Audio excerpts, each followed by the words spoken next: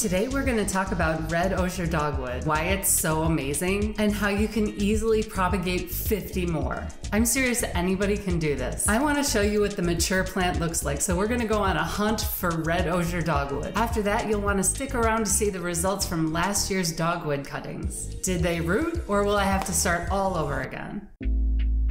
In February, it's very, very gray. Late winter is the worst. At least it's not dark at 5 p.m. anymore. We've all gained like 6 pounds from eating cheese in the dark.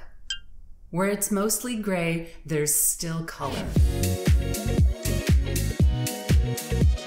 It's impressive in the winter. But that's not all. It has flowers, it has berries, it has fall color, and guess what? The berries aren't purple so they don't stain your driveway. And when I say it's the easiest shrub to propagate, if you have dirt, you can grow 100 of these. To show you what it looks like, I went on a hunt for the red osier dogwood in the wild. And when I say the wild, I mean like the city park. Here's a gorgeous hedgerow that's fully grown. The dogwoods have been planted several feet apart and in a staggered row, so like not in a straight row, but like in a staggered row. Here's some dogwoods in the actual wild in a wetland area.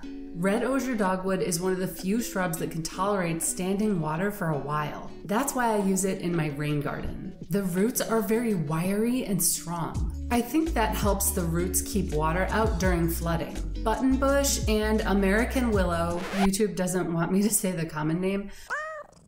Those are two shrubs that can survive standing water for a long time. Here's another hedgerow in a park. You can see the hazelnut back there. We do have a native hazelnut. This hedge makes an amazing shelter for wildlife in the summer. They feel very safe in there. This is what it looks like in the summer.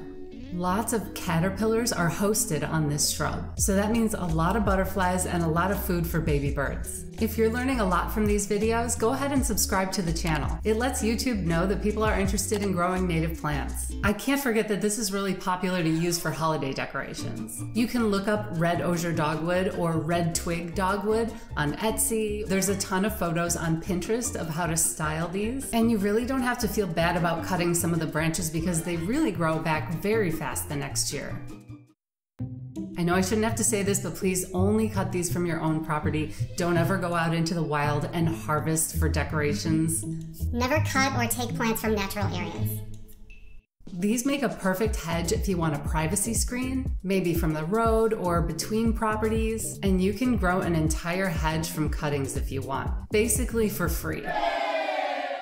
It looks like they managed this hedge by cutting them all down at the same level, about 18-24 inches. You can see it doesn't look bad, but it looks a little funny with all the old wood standing at exactly 20 inches and then the rest of it being bright red. In general, with a shrub that has an open form, not a compact form, but like an open form, I don't like the time-saving landscaper style of turning everything into a flat-topped hedge. We have this leftover habit of making everything square. It was a symbol of wealth in the past, that you had enough money to hire a team to make squares out of your bushes. That's definitely a choice. And you know, if you have a tool that cuts straight lines, or if you're paying someone for just 15 minutes of work, you can totally cut the hedge square. But for my own dogwoods, I select just the oldest branches and remove them at the bottom. This leaves the shrub in its natural form and keeps the branches that are going to be the reddest in the winter. You see, the older branches get very woody and tough. They lose their brilliant red color over time. So to keep the red color and to keep the branches from getting too dense, I usually take out about 1/3 of the oldest branches. This actually isn't something that you need to do at all. It's a native plant. It doesn't need me to shape it a certain way. This is just something that I personally do on my property to keep the red color pretty bright and to choose which branches to use since I'm taking cuttings anyway.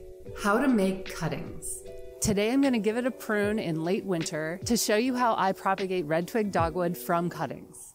I'm going to take one of these big ones. This is not the right tool to use for this. Oh God. All right, I'm going to have to get out the loppers. This is just not going to work for that. Okay. So you'll see that these two are very close together. They're going to rub together at this spot. You can kind of see some damage already. So I'm going to go ahead and take the one that I think is a little bit older. That's going to free that up. I'm going to do my best here. Oh, this is embarrassing. I don't want to hurt the other one. Oh boy. There we go. I'm going to leave it. I'm gonna take this weird one over here. Okay.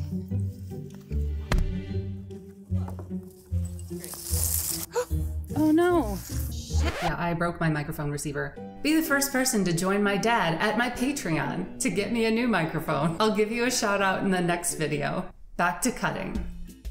One thing that was pretty cool was I cut some of these and they were laying across the dirt. These little dots are here. They're called lenticels, I think. And if they're in touch with the ground, they can form roots. And so that's exactly what happened here, is that we've got pretty good roots at the bottom of this branch. So if this was allowed to continue, like this is how the red osier dogwood spreads out. So that's pretty cool. We've got a good start on that. And another one right here, just a piece of another branch. And it has, look at these roots. I mean, these are fibrous, tough roots. So we're gonna go ahead and take advantage of that. But in the meantime, I've got to cut these down to size. Here's me making them a little bit more manageable. Well, that didn't take too long. So pretty.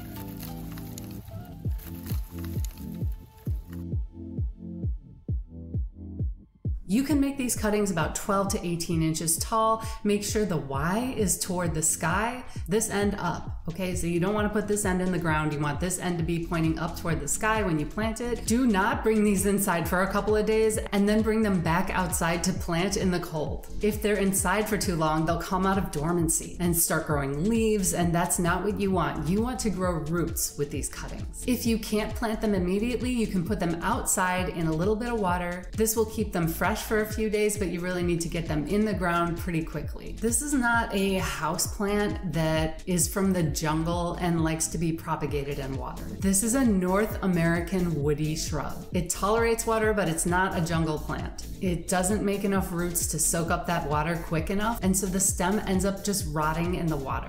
Some people use a rooting hormone. It's like a powder that you put on the ends of the cuttings. I really don't mess around with that too much. I'm not a nursery, I'm not selling these, so I don't feel like I have to maximize my yields. I'm very low tech with these plants. They've been so good to me. I have a ton of success with the cuttings. How to plant the cuttings in the home garden. You want to put these cuttings halfway into the ground. You can also put them in a pot with dirt, or you can root them in wet sand. Water it in and wait for spring. They don't need a ton of water. The soil should be well draining. They'll figure it out. In the spring, the leaves will start growing and you'll be very tempted to pull up the cuttings to look at the roots underground. This is where we have to be very zen. We have to have our gardener's patience. Some people watching have been gardening for a long time, and you know all about gardener's patience. It's best to leave these in the ground for 3 months. If you transplant them too early while they have tiny roots, there's a high chance that they're just not gonna take. The roots break off when we pull the cutting out and the plant just doesn't make it. How to plant cuttings in the field. Red osier dogwood is an excellent choice to replace invasive bush honeysuckle. Bush honeysuckle is a serious problem in North America, but red twig dogwood is a native plant, it's healthy for the ecosystem, and it grows in pretty much the same places that the honeysuckle does. It has very similar needs for soil and light.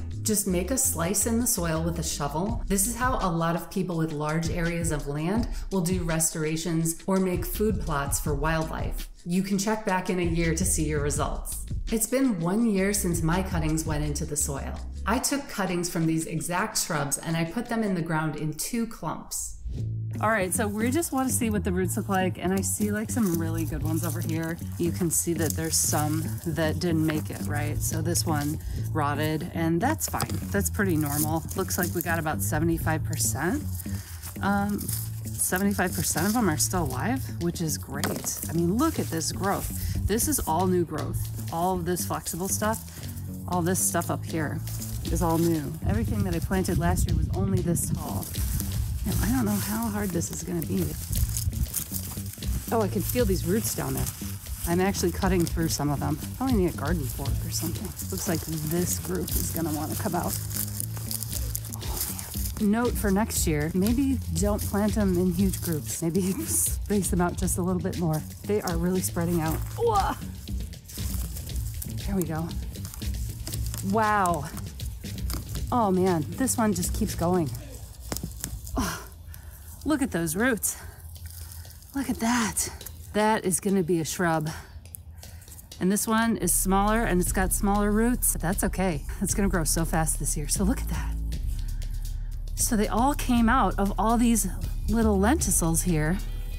I know we think about it as coming out from the node, but they don't just come out from the node, they come out from all these lenticels. So awesome. Look at that.